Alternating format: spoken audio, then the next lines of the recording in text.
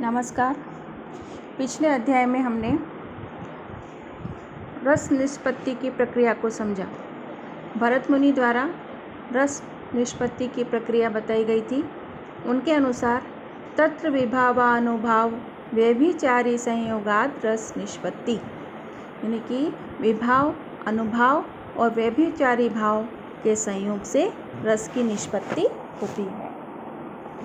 यह जानने के पश्चात हमारे मन में प्रश्न आता है कि क्या रसों से भावों की उत्पत्ति होती है अथवा भावों से रसों की। क्या प्रश्न आता है कि क्या रसों से भावों की उत्पत्ति होती है अथवा भावों से रसों की। इस प्रश्न के उत्तर हेतु आइए हम अध्ययन करते हैं कारिका नंबर 34। देखिए, नानाभिनय संबंधान भावयन्ति रसानिमान यस्मात् तस्मात् अमी भावा विज्ञेया नाट्योक्तभिः। प्रस्तुत कारिका में रस भाव का संबंध या भाव का लक्षण स्पष्ट किया जा रहा है। कारिका का प्रसंग क्या है? रस भाव का लक्षण या रस और भाव का संबंध बताया जा रहा है। इसका अन्वय इस प्रकार होगा, यस्मात् नाना अभिनय संबंधान इमान रसान भावयन्ति तस्मात् नाट्योक्तभिः अमी भावा विज्ञेयाः। यस्मात् नाना अभिनय संबंधान, क्योंकि नानाविध अभिनयों के संबंध, इमान रसान, इन रसों को, भावयन्ति, भावित करते हैं, तस्मात् नाट्योक्तभिः अमी भावा विज्ञेया, इसलिए नाट्य प्रयोक्ताओं द्वारा इन्हें भाव माना गया है। यस्मात् नाना अभिनय संबंधान इमान रसान भावयन्ति, क्योंकि नानाविध अभिनयों के संबंध इन रसों को ये भावित करते हैं, इसलिए नाट्योक्तभिः अमी भावा विज्ञेया, अतः नाट्य प्रयोक्ताओं द्वारा इन्हें भाव माना गया है। इसकी व्याख्या कारिका की इस प्रकार से है। भरत मुनि भाव किसे कहते हैं, इस विषय को स्पष्ट करते हुए कह रहे हैं कि भाव सदैव ही आंगिक, वाचिक, आहार्य तथा सात्विक अभिनयों से संबंधित श्रृंगार, हास्य, करुण, रौद्र, वीर, भयानक, विभत्स तथा अद्भुत आदि रसों को भावित करते हैं। भरत मुनि क्या बता रहे हैं? भाव किसे कहते हैं, इस चीज़ को स्पष्ट करने के लिए बता रहे हैं कि भाव जो हैं अभिनय से आते हैं। और अभिनय कौन कौन से हैं? हमने पढ़ा था 4 प्रकार के अभिनय होते हैं, आंगिक, वाचिक, आहार्य और सात्विक। तो भाव सदैव ही आंगिक, वाचिक, आहार्य और सात्विक अभिनयों से संबंधित श्रृंगार, हास्य, करुण, रौद्र, वीर, भयानक, विभत्स, अद्भुत आदि रसों को भावित करते हैं। अभिनय जो है, वो जो भाव है, वो विभिन्न रसों को, श्रृंगार आदि रसों को भावित करते हैं। अतः नाट्यशास्त्र के विद्वान आचार्य इन्हें भाव कहते हैं। विभिन्न प्रकार के अभिनय के द्वारा भाव जो है सदैव ही आंगिक, वाचिक, आहार्य तथा सात्विक अभिनयों से संबंधित श्रृंगार, हास्य, करुण, रौद्र, वीर, भयानक, विभत्स, अद्भुत आदि रसों को भावित करते हैं। इसलिए नाट्यशास्त्र के विद्वान जो आचार्य हैं वो इनको भाव कहते हैं। अब इसका क्या मतलब? कौन सा अभिनय? जो अभिनय नट नटी करते हैं रंगमंच पर। जब नाटक का प्रस्तुतिकरण होता है तो मंच पर नट नटी रंगमंच पर अपना आंगिक, वाचिक, सात्विक तथा आहार्य अभिनय प्रस्तुत करते हैं। देखिए कौन कौन से अभिनय हैं।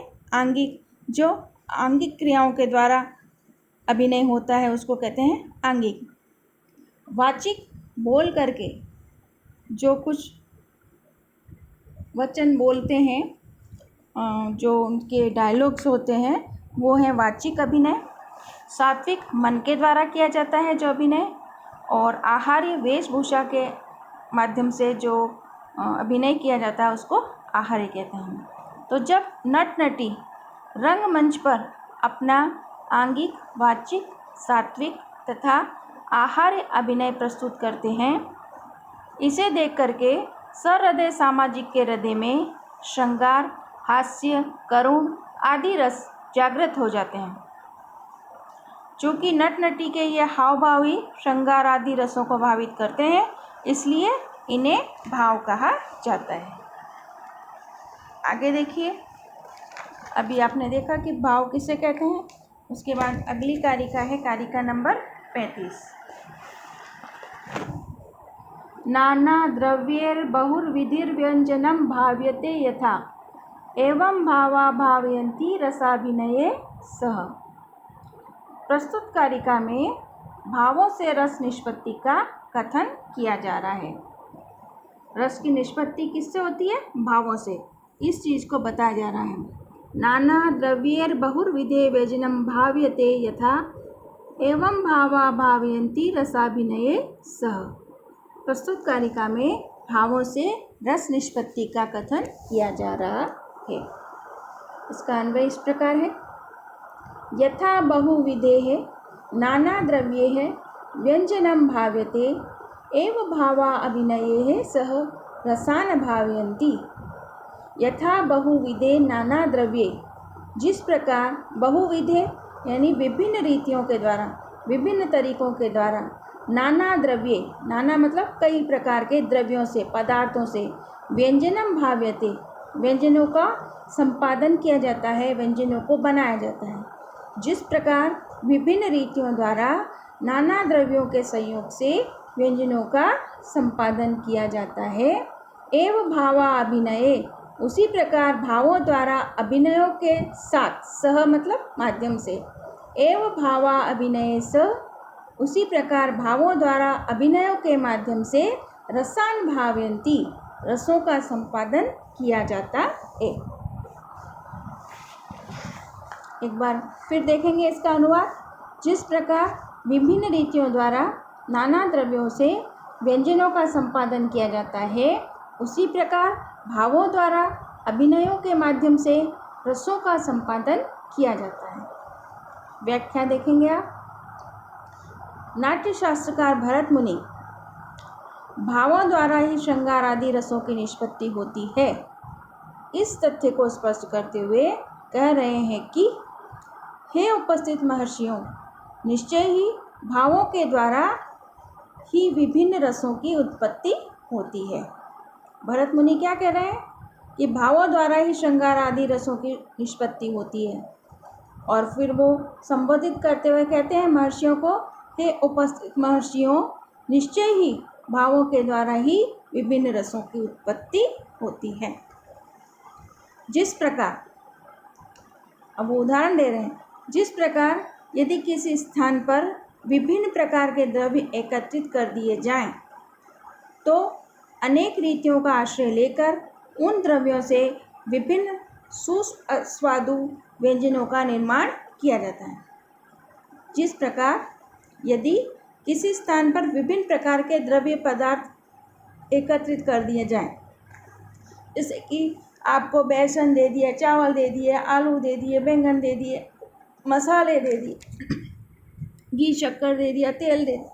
अब विभिन्न प्रकार के मसाले और विभिन्न प्रकार के द्रव्य आपके पास एकत्र हैं, तो उनको आप कई रीतियों से, अनेक प्रकार से, अनेक प्रकार के स्वादिष्ट व्यंजन का निर्माण कर सकते हो। उसी प्रकार जब नट नटी रंगमंच पर विभिन्न प्रकार के अभिनय प्रस्तुत करते हैं, तो उन अभिनयों के माध्यम से भावों के द्वारा ही रस की निष्पत्ति होती है। उदाहरण के लिए बताया उन्होंने, भरत मुनि ने समझाने के लिए कि यदि किसी स्थान पर विभिन्न प्रकार के द्रव्य एकत्रित कर दिए जाएं और अनेक रीतियों का आश्रय लेकर आप उन द्रव्यों से विभिन्न सुस्वादु व्यंजनों का निर्माण कर सकते हो, उसी प्रकार जब नट नटी रंगमंच पर विभिन्न प्रकार के अभिनय प्रस्तुत करते हैं, तो उन अभिनयों के माध्यम से भावों के द्वारा ही रस की निष्पत्ति होती है। अर्थात विभिन्न विभाव, अनुभाव तथा व्यभिचारी भावों के संयोग से ही रस की निष्पत्ति होती है। तो यहाँ पर रसों के प्राधान्य का कथन किया जा रहा है। भाव रस की निष्पत्ति के लिए ज़रूरी हैं, लेकिन प्राधान्य किसका बताया यहाँ पे? रसों का। अब अगली कारिका देखिए, कारिका नंबर 36। न रसो भावहीनो अस्ति न भावो रसवर्जितः परस्पर कृता सिद्धिस्तयोरभिनये भवेत्। प्रसंग है, रसों एवं भावों के परस्पर संबंध को स्पष्ट किया जा रहा है।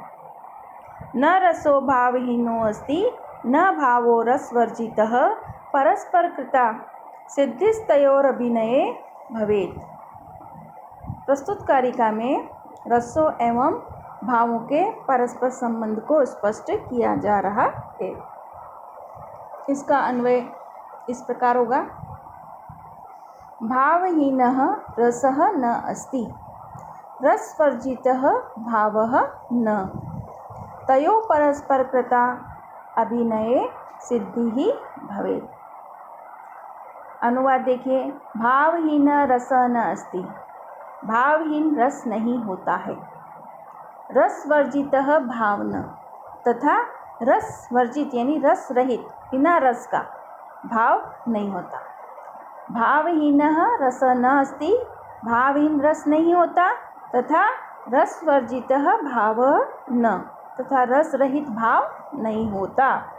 तयो परस्पर कृता अभिनय सिद्धि भवेत्। उनके परस्पर आपस में अनन्याश्रय संबंध से ही अभिनय के सिद्धि होती है। अब इसकी व्याख्या देखिए। भरत मुनि रसों तथा भावों की परस्पर अनन्याश्रितता का प्रतिपादन कर रहे हैं और वो बताते हैं कि रस और भाव किस प्रकार अनन्याश्रय हैं। उन्होंने बताया है, देखिए कि भाव कितने हैं, विभाव, अनुभाव, व्यभिचारी भाव, स्थायी भाव आदि, और रस श्रृंगार, हास्य, करुण, रौद्र, वीर, भयानक, विभत्स, अद्भुत तथा शांत। इस प्रकार से भाव और रस दोनों बताए हैं। भरत मुनि बता रहे हैं, भरत मुनि का कथन है कि किसी भी काव्य में भावों के बिना रसों का अस्तित्व नहीं होता, तथा रसों के बिना भावों की स्थिति नहीं होती। अर्थात जहाँ भाव है वहाँ रस है, और जहाँ रस है वहाँ भाव। इस प्रकार रसों एवं भावों का अनन्याश्रय संबंध होता है। ये बात किसने बताई? भरत मुनि, कि रसों और भावों का अनन्याश्रय संबंध होता है। अब इस बात को स्पष्ट करने के लिए और बता रहे हैं कि जिस प्रकार किसी कारण का विकसित रूप कार्य होता है तथा कार्य का अविकसित रूप कारण। अब इसको हम समझेंगे, किसी कारण का विकसित रूप कार्य होता है, जैसे कि मिट्टी है, मिट्टी है को कारण है। अब उसका हमने मटका बना दिया तो क्या होगा? उस कारण का विकसित रूप, और कार्य क्या बन गया? मटका, घड़ा। और जो घड़ा है उसका अविकसित रूप क्या है? कारण। यानी किससे बना वो? अगर मिट्टी नहीं होती तो क्या बनता? मृदा नहीं होती तो बनता? नहीं बनता। तो जिस प्रकार किसी कारण का विकसित रूप कार्य होता है तथा कार्य का अविकसित रूप कारण, उसी प्रकार भावों का विकसित रूप रस होते हैं तथा रस का अविकसित रूप भाव। भावों का विकसित रूप क्या होता है? रस, और रस का अविकसित रूप भाव होते हैं। अब एक और बात आगे आई है हमारे सामने, अभिनय सिद्धि। उसके बारे में भरत मुनि का कथन है कि नट नटी पात्र नाट्यों में भावों तथा रसों का आश्रय लेकर अभिनय करते हैं, फलतः अभिनय में पूर्णता प्राप्त होती है। भाव और रस दोनों का आश्रय लेकर, क्योंकि रस और भाव परस्पर अन्योन्याश्रित है, दोनों का आश्रय लेकर अभिनय किया जाता है, उन दोनों के द्वारा ही अभिनय में पूर्णता प्राप्त होती है। अब ये कैसे, इस बात को स्पष्ट करने के लिए उदाहरण बताया है। कारिका नंबर 37। व्यंजनोषधि संयोगो यथा अन्नम स्वादुतां नयेत् एवं भावारसाश्चैव भावयन्ति परस्परम। अर्थात जैसे व्यंजन तथा औषध का संयोग, व्यंजनोषधि संयोगो यथा अन्नम स्वादुतां नयेत्, जैसे व्यंजन तथा औषधि का संयोग अन्न को सुस्वादु बना देता है। स्वादुतां नयेत् यथा अन्नम स्वादुतां नयेत्, जिस प्रकार से व्यंजन तथा औषध का संयोग अन्न को सुस्वादु बना देता है, एव भावारसाश्चैव भावयन्ति परस्परम, वैसे ही भाव एवं रस परस्पर भावित करते हैं। इसकी व्याख्या, भरत मुनि भावों एवं रसों के संबंध को उदाहरण स्पष्ट करते हुए कह रहे हैं कि जिस प्रकार कोई व्यक्ति सुस्वादु भोजन बनाना चाहता है तो वह शाक आदि में मसालों का सम्मिश्रण कर उसे पकाता है।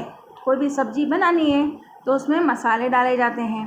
जितने अधिक मसाले डालते हैं, जैसे कोई राई जीरा डालकर नमक मिर्च डाल के बना देता है, कोई इसमें हल्दी भी डालता है, धनिया भी डालता है, हरी मिर्ची भी डालता है, हरा धनिया भी डालता है, लौंग और जैसे तेज पत्ता आदि जो भी मसाले हैं वो सब डाले जाते हैं, तो उससे वो उसकी स्वादिष्टता बढ़ती जाती है। तो भरत मुनि अपनी बात को व्यंजन और औषधि के संयोग से अन्न सुस्वादु बनता है, उसी प्रकार भाव और रस परस्पर भावित करते हैं। इस बात को स्पष्ट करने के लिए बता रहे हैं कि जिस प्रकार कोई व्यक्ति सुस्वादु भोजन बनाना चाहता है तो वह शाक आदि में मसालों का सम्मिश्रण कर उसे पकाता है, फलतः भोजन स्वादिष्ट बन जाता है। उसी प्रकार काव्य तथा नाटक में भी रसपूर्ण एवं भावपूर्ण जो अभिनय प्रस्तुत किया जाता है, रसपूर्ण एवं भावपूर्ण अभिनय, तो वह अलौकिक चमत्कार उत्पन्न करने वाला बन जाता है।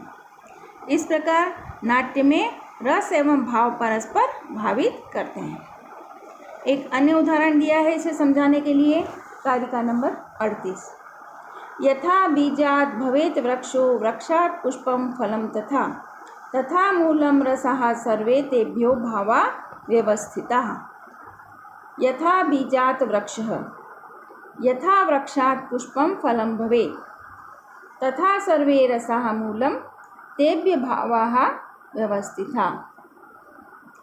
यथा बीजात् वृक्षः, जैसे बीज से वृक्ष, यथा वृक्षात् पुष्पं फलं भवेत्, जैसे वृक्ष से पुष्प और फल उत्पन्न होते हैं, तथा सर्वे रसा मूलम, उसी प्रकार से सभी रस का मूल क्या है, रस, वैसे ही सभी रस जो हैं वो मूल हैं। तेभ्य भावा व्यवस्थिता, और उन्हीं पर भाव आधारित होते हैं। तो मूल बात क्या है, रस, और भाव उन पर आधारित होते हैं। जैसे बीज है, बीज से ही वृक्ष बनता है, वृक्ष से पुष्प और फल लगते हैं, उसी प्रकार मूल रूप क्या है, रस, और सभी भाव उस पर आधारित होते हैं। स्पष्ट है कि भावों द्वारा ही रसों की उत्पत्ति होती है। रस एवं भाव अनन्याश्रित हैं, मतलब एक दूसरे पर पूरी तरह आश्रित हैं। रस तथा भाव मिलकर ही अभिनय में पूर्णता का कारण बनते हैं। इस प्रकार से भाव और रस की अनन्याश्रितता को स्पष्ट किया गया। धन्यवाद।